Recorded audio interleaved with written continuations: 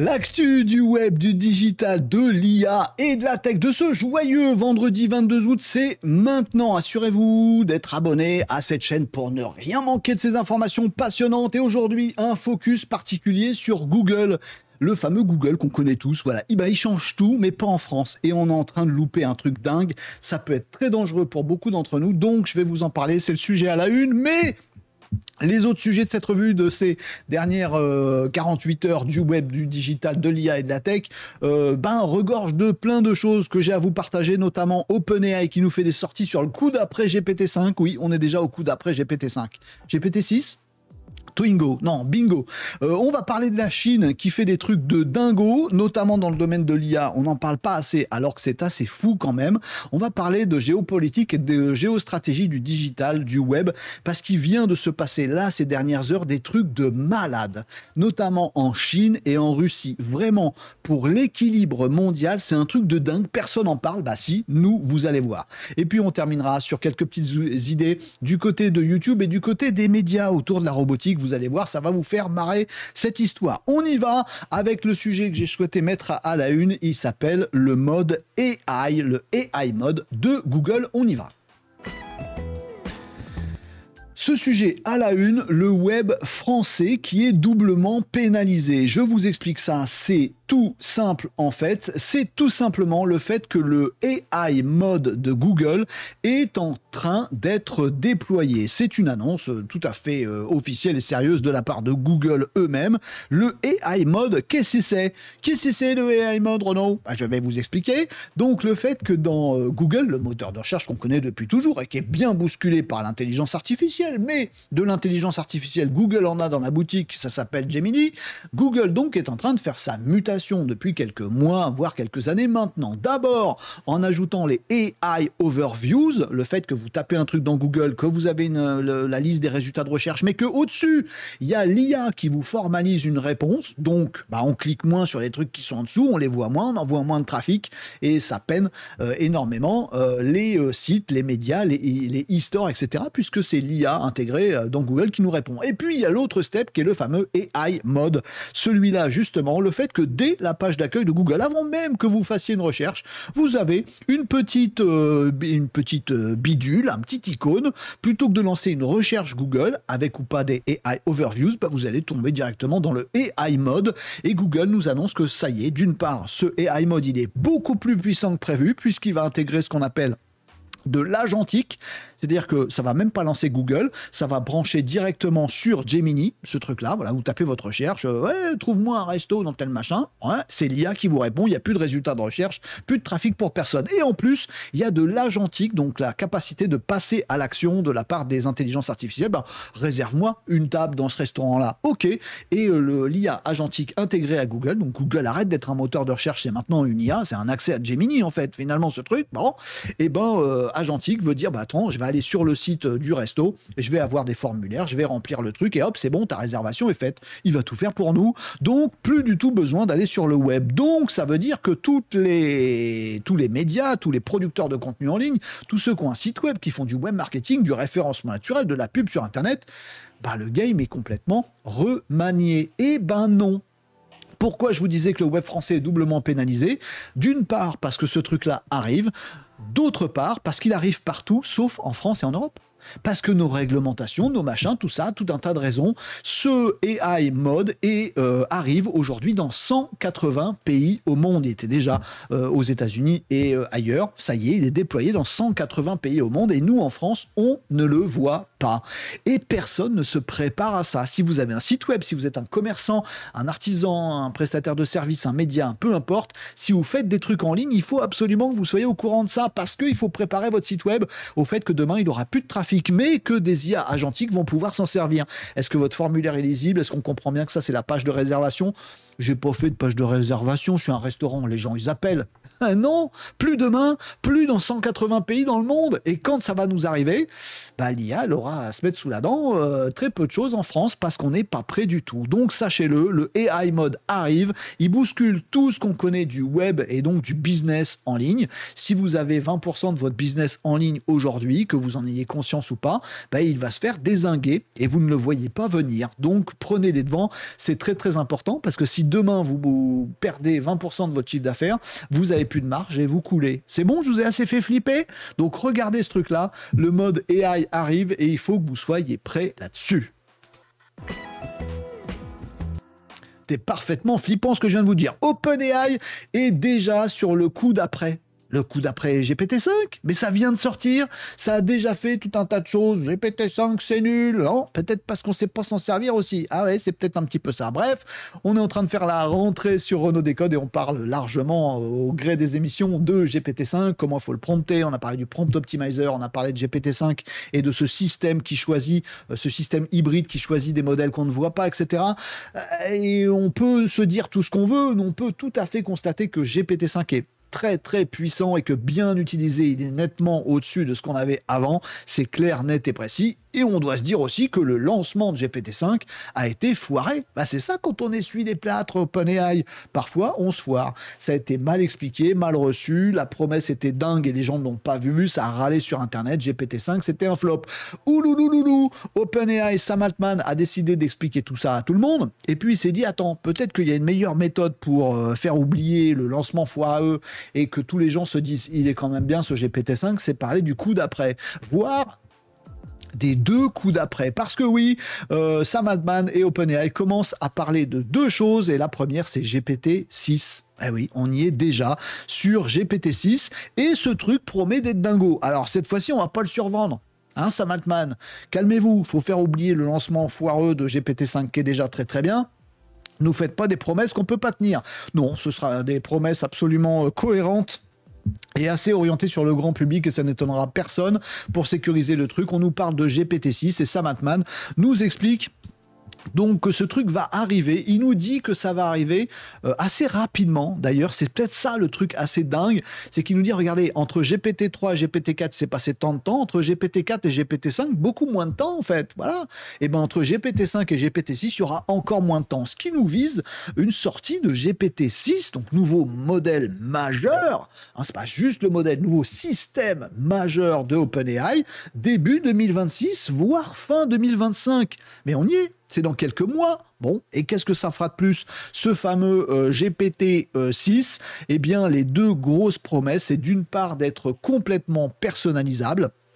On a compris que ça a fâché plein de gens avec GPT-5. Ce sera totalement personnel, quasiment. Ce sera votre GPT-6 à vous. Il vous parlera parce que c'est vous, comme ça. Un autre, il parlera pas comme ça. Il s'adaptera à vos préférences, à vos routines, à votre façon de gérer votre travail, à votre façon de gérer votre vie, à vos besoins. Il va s'adapter complètement à nous. Ah, l'intégration, elle va être vraiment serrée. Et puis, la deuxième chose qu'on nous promet sur ce GPT-6, c'est d'avoir une mémoire totale. Et ça, c'est un game changer. C'est alors toutes les grands fabricants d'IA et de LLM bossent là-dessus. Le fait d'avoir une mémoire persistante qui travaille en continu. Savoir que en fait, on sera plus peut-être. Hein, je ne sais pas. Je suis pas dans le secret des dieux, mais j'imagine peut-être que la promesse de GPT-6, ce sera de ne plus avoir des conversations, des chats. Tiens, j'ouvre un chat. Il faut que je lui explique tous ces trucs. Puis j'ai une conversation finito. Et si j'ai une nouvelle conversation, bah, c'est comme si je l'avais avec quelqu'un d'autre qui a plus de mémoire du tout, une autre personne dans la rue que j'ai chopé, et je dois tout lui redire ce que j'avais déjà dit à l'autre avant si je veux avoir une conversation qui se tienne un petit peu. GPT-6, ce sera, ben voilà, il va vous connaître par cœur, il aura toutes les conversations, il va pouvoir continuer toutes les conversations, avoir une mémoire absolue, comme si c'était votre pote persistant qui vous connaît de mieux en mieux au fil du temps et qui n'oublie rien. C'est la promesse de GPT-6. Et puis la deuxième, parce que je vous ai fait un 2, la deuxième chose sur lesquelles on commence à nous brancher du côté de OpenAI, c'est Sora. Sora 2, l'IA générative de vidéo. Alors on nous dit, mais ça va pas trop nous échauffer nous sur Renault Décode, on nous dit que Sora 2 devrait sortir dans quelques mois, donc IA générative de vidéo de OpenAI, et qu'il aura lui de la synthèse audio et vocale, qu'il aura lui des ambiances sonores qui pourront être générées en même temps que la vidéo. On parle aussi d'un haut niveau de réalisme physique, d'une cohérence des personnages largement accrue. On va pouvoir avoir un personnage et il se transforme pas au gré de la vidéo, ou si on continue la vidéo, c'est toujours le même, on le reconnaît, etc., etc. Bref, c'est déjà un peu ce qu'on a dans VO3 ou dans les dernières versions de Kling. En tout cas, on comprend que OpenAI, avec Sora 2, va vouloir être à la pointe. Il essaie surtout de rattraper VO3. Mais on surveillera tout ça parce que ces changements risquent d'arriver beaucoup plus vite que prévu. Le monde de l'intelligence artificielle,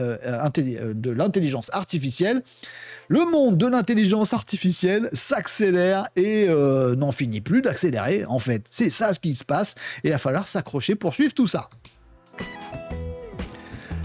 En parlant d'accélération et de toutes les choses qui se passent, important que vous sachiez que la Chine contre-attaque. On dirait un titre d'épisode de Star Wars, on y est quasiment, puisque la Chine vient de lancer, alors j'allais dire en catimini, ils n'ont rien planqué du tout, faut pas que vous viriez dans le complotisme, mais sans grandes annonces, sans faire du OpenAI à annoncer le meilleur pour GPT-5 et puis à se prendre un peu les pieds dans le tapis, même si c'est très bon GPT-5, de façon assez discrète, un petit tweet et puis on laisse la communauté aller regarder. Aller regarder quoi ? Aller regarder DeepSeek, la dernière version du modèle 3.1 est sortie. Si vous vous rendez sur deepseek.com, vous allez pouvoir aller, start now, faire une petite conversation tranquillou avec le dernier DeepSeek R1 et il va vous dire effectivement que il a plein de qualités, ce modèle, et il vous survend pas le truc, puisque c'est vrai. Aujourd'hui, c'est un must, j'ai perdu ma connexion, c'est un must notamment sur Hugging Face, ce fameux modèle DeepSeek 3.1, le dernier modèle de l'IA chinoise phare.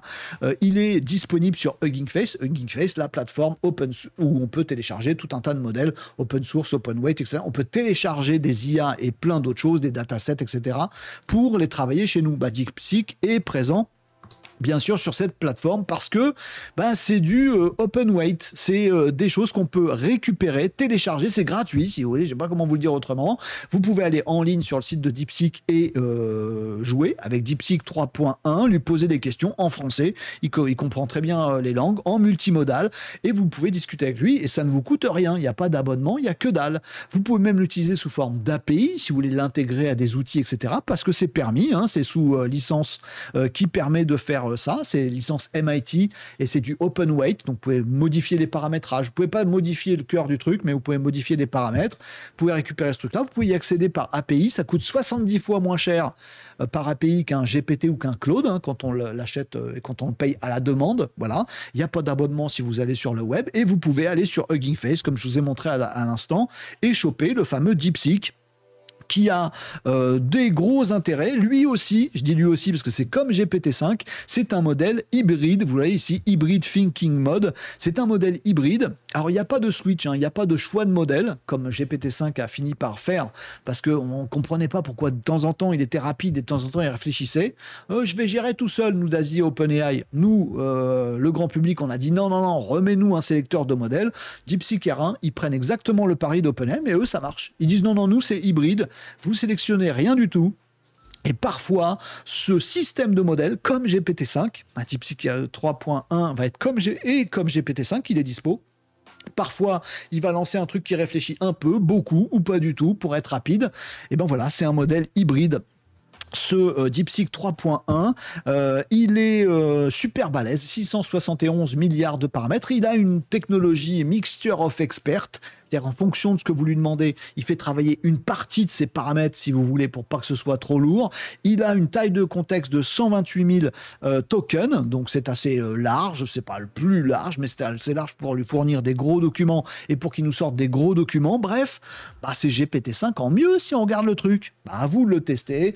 D'ailleurs, vous pouvez, sachez que c'est peut-être ça la grosse dinguerie du truc. La première, c'est que la Chine arrive à sortir DeepSeek 3.1 10 jours après GPT-5 5 et que ça a la même techno, c'est aussi bien, c'est aussi Mixture of Experts, c'est aussi un gros modèle, c'est aussi hybride et ça fonctionne aussi très bien. Alors vous irez regarder les benchmarks et tout ça, vous ferez votre avis, mais ça se classe déjà très bien. La deuxième dinguerie encore plus grande, c'est que vous pouvez le récupérer. Vous pouvez le télécharger et le faire tourner. Alors faut un PC, mais faut un PC costaud, mais pas non plus un gros data center dans votre boîte. Si vous avez un gros PC de gamer, vous pouvez faire tourner ce truc-là, le récupérer, le faire tourner sur votre gros PC de gamer, et c'est gratos. Et vous avez un truc qui est hyper quali et qui sait réfléchir, etc., etc. Bref, faudrait pas oublier que les États-Unis sont pas le seul horizon sur lequel il faut qu'on regarde arriver l'intelligence artificielle, parce que visiblement, la Chine, on les arrête plus, et ce DeepSeek 3.1, il vaut vraiment le coup d'œil. Au moins, allez le tester et vous faire votre petite opinion. Allez, un autre sujet assez costaud et dont j'entends parler nulle part. Deux choses qui viennent d'arriver. Alors, je les mets en parallèle, mais elles ne sont pas liées du tout, ces deux choses. Et pour moi, dénotent ces deux choses que les empires géostratégiques mondiaux, oh là là, vous voyez ce que je veux dire. L'empire américain, l'empire chinois, l'empire russe, l'empire européen. Pardon, j'ai pouffé. Donc, vous voyez ce que je veux dire. Ce qui se passe dans la vraie vie se passe aussi peut-être encore plus fort et de façon encore plus nette dans le monde digital. Il s'est passé deux trucs ces dernières heures, ces derniers jours. Personne n'en parle, alors je pense que c'est très très très important pour voir comment le monde de demain est en train de se construire sous nos yeux. Ça se voit au niveau digital. Première info, la Russie a annoncé que dès le 1er septembre, donc c'est dans 10 jours à peine, à l'heure où je tourne cette revue d'actualité en live, dès le 1er septembre, la Russie imposera le préchargement de son Messenger, c'est pas Messenger, son WhatsApp, son système de messages qui s'appelle Max, qui est développé par VK, donc le célèbre éditeur russe, et c'est un messaging d'État. Voilà, donc adios si vous avez du WhatsApp, si vous avez du Telegram, etc., etc., c'est très très mal vu par le gouvernement russe, et à partir de dans 10 jours, eh bien tous les téléphones, tous les PC, tous les tablettes, etc., auront l'obligation d'avoir Max comme messagerie et pas le reste. C'est imposé, c'est comme ça. On a des leçons de souveraineté à prendre. Ou c'est peut-être pas des leçons, j'en sais rien. C'est peut-être un peu pour contrôler un petit peu tout ce qui s'y passe. Ouh là là, en tout cas, c'est ce qui se passe. Même chose d'ailleurs sur la boutique d'applications. Tous les téléphones, etc., etc., en Russie, à partir du 1er septembre, seront dotés de la boutique d'applications qui s'appelle RuStore. Pas d'Apple Store, pas Android, etc. Ce sera RuStore pour tout le monde, histoire de pouvoir dire telle appli, on peut pas la choper, telle appli, on peut la choper sur tous les appareils vendus dans le pays, même s'ils sont fabriqués par Apple, par ailleurs, et par qui vous voulez, etc. Idem sur la télé. Lime HD TV, c'est le service qui sera d'office à partir du 1er septembre préinstallé sur tous les téléviseurs connectés en Russie. Voilà, même s'ils sont fabriqués par d'autres, etc., ils seront livrés aux Russes avec le Lime HD TV. C'est le truc qui vous permet de diffuser les télévisions d'État russes. Voilà, donc gratuitement. Mais vous aurez forcément les télévisions d'État russes. Vous ne pouvez pas regarder. Non, ce sera obligatoirement Lime HD TV. Bon, ça c'est ce qui se passe en Russie. On sent qu'il y a une petite coupure. Alors certains diront que c'est pour un peu mieux maîtriser la communication interne du pays, parce que ça va compter énormément dans les mois qui viennent avec tout ce qui peut se passer entre la Russie et d'autres pays, etc. etc. Certains diront que non, c'est un effort de souveraineté, histoire que ce soit des services russes qui soient installés en Russie. Vous ferez votre opinion là-dessus, mais vous voyez ce clivage, cette souveraineté, vue non pas comme un truc disant je suis autonome et je profite du meilleur du monde, mais je suis autonome et je regarde rien ailleurs, j'ai des œillères, je veux pas. C'est ce qui est en train de se passer. Deuxième info, la Chine a fait un truc de taré. En Chine, il s'est passé quelque chose de dingue, c'est que l'ensemble des connexions, écoutez-moi bien, l'ensemble des connexions web mondiales ont été coupées en Chine pendant plus d'une heure, 74 minutes exactement, stoppant tous les échanges, traitements sécurisés web sur le réseau Internet mondial pour les Chinois. En Chine, pendant 74 minutes, ils n'ont rien eu. Il n'y a pas eu d'alerte, il n'y a pas eu d'information avant, et on s'est rendu compte après que c'était fait exprès.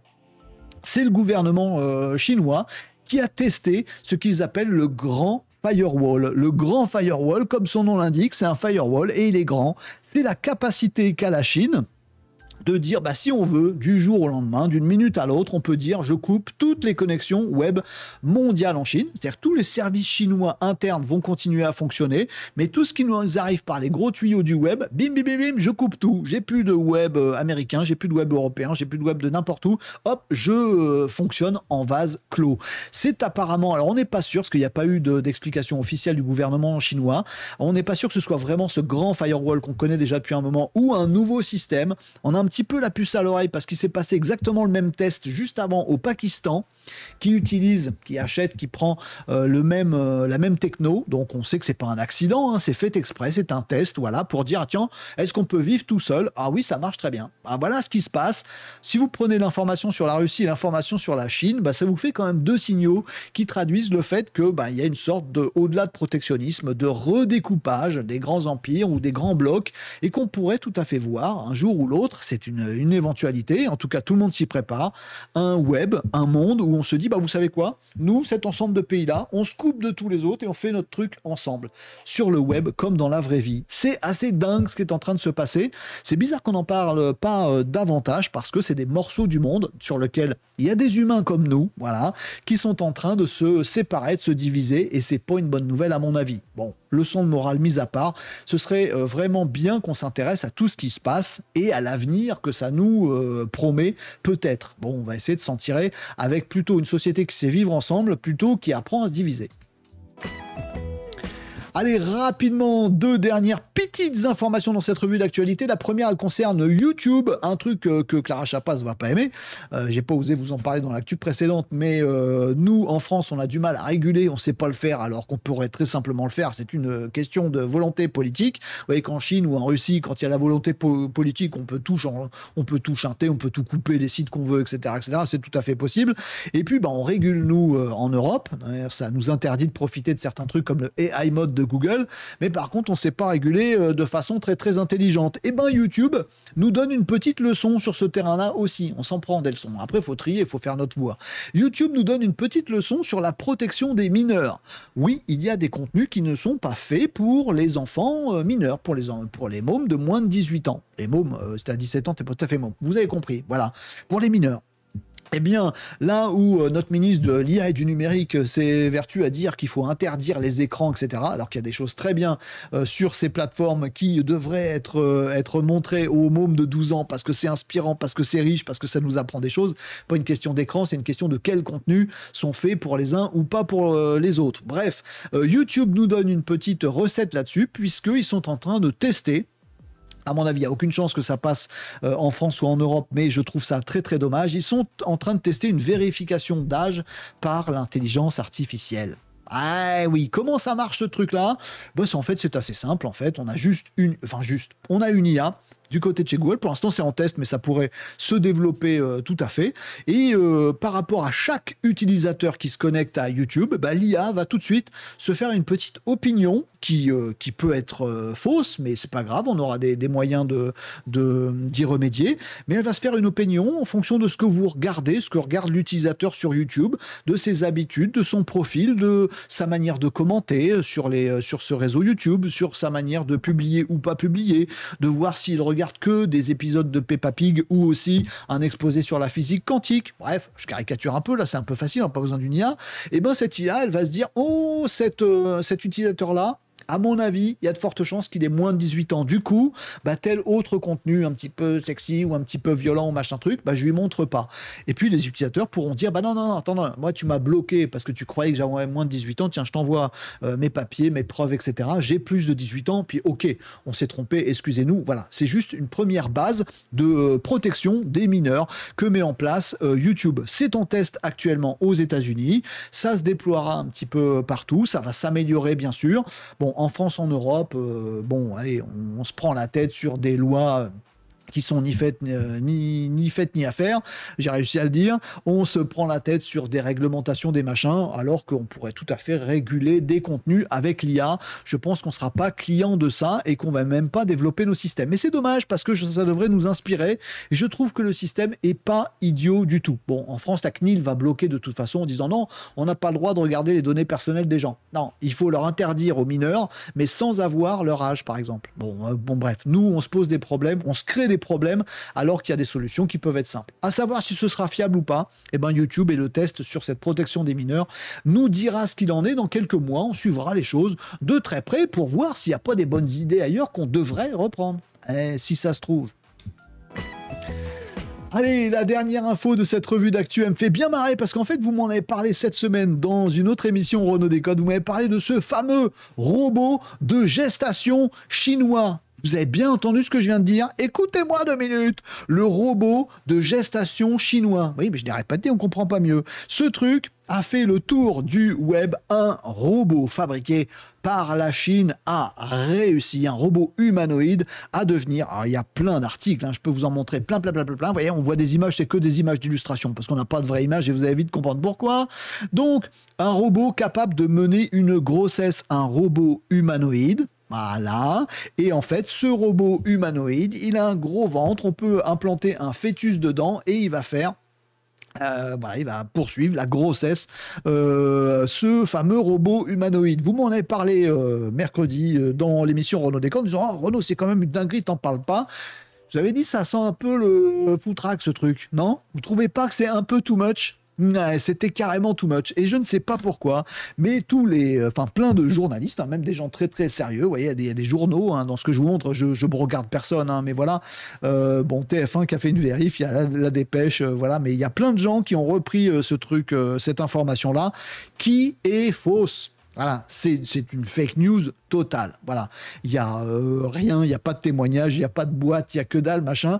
Tout ça est une fake news. Il y a bien des images d'illustration, mais c'est que généré avec l'intelligence artificielle. Et pourtant, ça fait le tour du web. Alors, ça nous interroge sur notre esprit critique. Oh, ne comptez pas sur moi, surtout pour cette dernière actu de la revue d'actu, pour être de ceux qui vont vous dire, vous voyez, l'IA est capable de faire des fake news. C'est moche, donc on arrête l'IA, on arrête les écrans, on arrête les réseaux sociaux. Non, je suis du camp opposé, justement. Moi, un humain, je me suis justement servi de l'IA, de mes outils, de mes process. J'essaye d'être un petit peu moins nounouille chaque jour. Je dis pas que j'y arrive. Et j'ai fait le tri. Et je vous ai pas parlé de cette information-là parce qu'elle n'était pas vérifiée. Et j'ai pu faire, moi qui ne suis pas du tout journaliste, ni de formation, ni de rien, grâce à l'IA, j'ai pu vous épargner cette information qui était une fake news.